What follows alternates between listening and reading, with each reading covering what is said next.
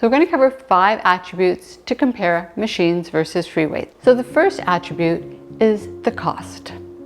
Big factor for many people. When it comes to machines, if you either want to purchase one or have access to them at a gym, there's a significant amount of cost involved, whether it's a membership or the actual cost of getting that piece of equipment into your house. Versus free weights, you know, if you're just starting out, it can cost you $5, $10, get some, you know, basic dumbbells using body weight also, which I like to consider a free weight because it is free and it is your body. That's, you know, definitely, you know, a big win for free weight. Attribute number 2 is the space. If you are, you know, going to a gym, you're going to notice that the machines take up a very, very big part of the gym versus the free weights that take up a smaller space.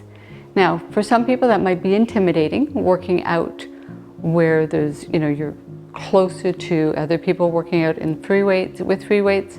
So in some gyms, that's why they offer a women's only section. But if you, even as a woman or a man who isn't used to working out, you know, I encourage you to just enter the space where the free weights are. They have dumbbells that are low, going to high, and you know, all these guys that are lifting heavy and comfortable with their weights, they're concerned about one person and that's them. They're not looking at you, so don't worry. So when it comes to space, certainly if it's in your home, free weights by far will win. The third attribute is safety. As a physical therapist, having worked with so many different disabled and abled individuals over the years, the safety of the machine or the free weight is so very important in building somebody back up. And so I get individuals that will tell me, I went to the gym, I tried again, but I got hurt again. And so oftentimes these are fairly petite, like myself, I'm 5'1", and the machines are just too big for them. They're not designed for the individual. The other big thing with machines, most of them put you in a seated posture. If you take the exact same, you know, person, you have them sitting versus standing, just the fact that they're sitting, they're now increasing the pressure by 40% on their disc and their bones. Some pressure is not a healthy pressure to have. So if you've had a disc herniation, if you have osteoporosis, that loaded pressure is contraindicated in terms of keeping you safe and free from another disc herniation or compression fractures of your spine. So taking the same, you know, load, if you're going to do an overhead lift,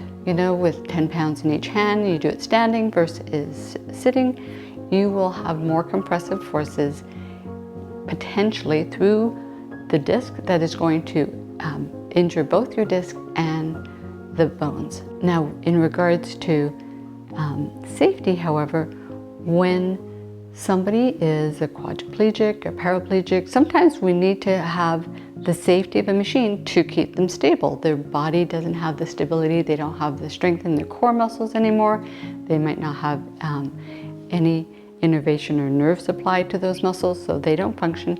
They need the stability provided by the machines to be able to do an effective push or pull or lift. We're keeping them safe, all the while being able to build their body.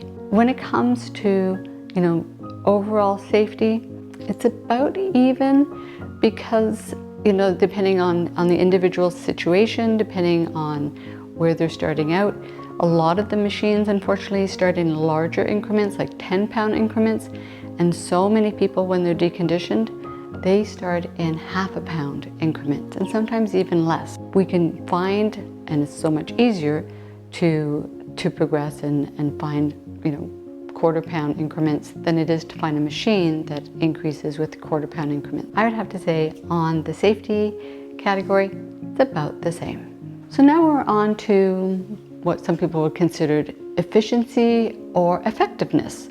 So when it comes to effectiveness, well, I think about, you know, all that support and stability that I was mentioning and safety that the machines provide. They don't allow or they don't promote the ability of your postural muscles to work. If you look at most machines, you're sitting against a flat back, the machine is holding you up, and in holding you up, it's doing all of the work of your postural muscles, which is really sad because most of us need to go to the gym to work on our postural muscles. We also need to go to the gym because we've been in a certain position all day, mostly sitting. And what do the machines do? They put us back into a sitting position. So now, instead of being in a standing upright position where we're getting to stretch certain body parts, we are not able to do that because of the confines of the machine. For folks like myself, because I'm very tiny, machines will also, limit the range in which I can work safely and limit my effectiveness through the lifting. Now the other thing, if you think about someone doing a chest press with free weights versus a chest press with a machine. With a chest press with a machine, you're literally just pushing that machine straight forward and back. You don't have an opportunity to go out of that range to the right or to the left or a little bit too high or low because that machine is controlling exactly where you're pushing. However, if you're doing that same motion with free weights, your shoulder stabilizers, both in the front and the back, have to work to control that dumbbell.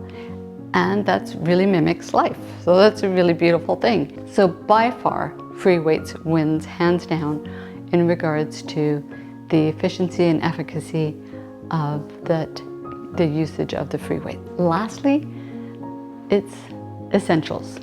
We think of essentials like, well, maybe weight training gloves, the proper footwear, sports clothes, but none of those things, those, are all helpful with both, whether it's free weights or machines. But what's really essential in my mind are mirrors.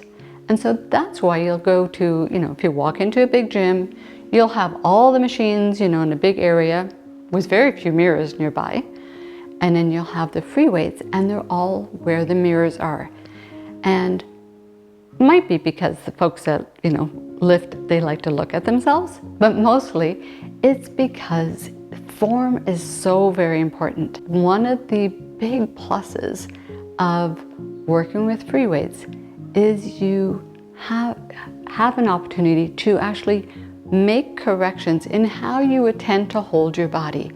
And so if you tend to hold your body in a bit of a slouch posture, well, you want to ensure if you're going to be lifting a weight that you're not doing it with that same posture. Otherwise, you're just reinforcing and building on a posture that you don't want to have. The mirror allows you to correct your posture, ensure that the form that you have is the posture that you want to take with you in everyday life when you're pushing, pulling, lifting, carrying, doing all of the daily activities. So when it comes to the last category of essentials, I would say mirrors are great. They let us know where our bodies are, and the fact that we need to use them in free weights is a winner for the free weight category once more. All in all, unless you are, coming out of a severe injury, you're being guided by therapists to work, just certain specific muscle groups because of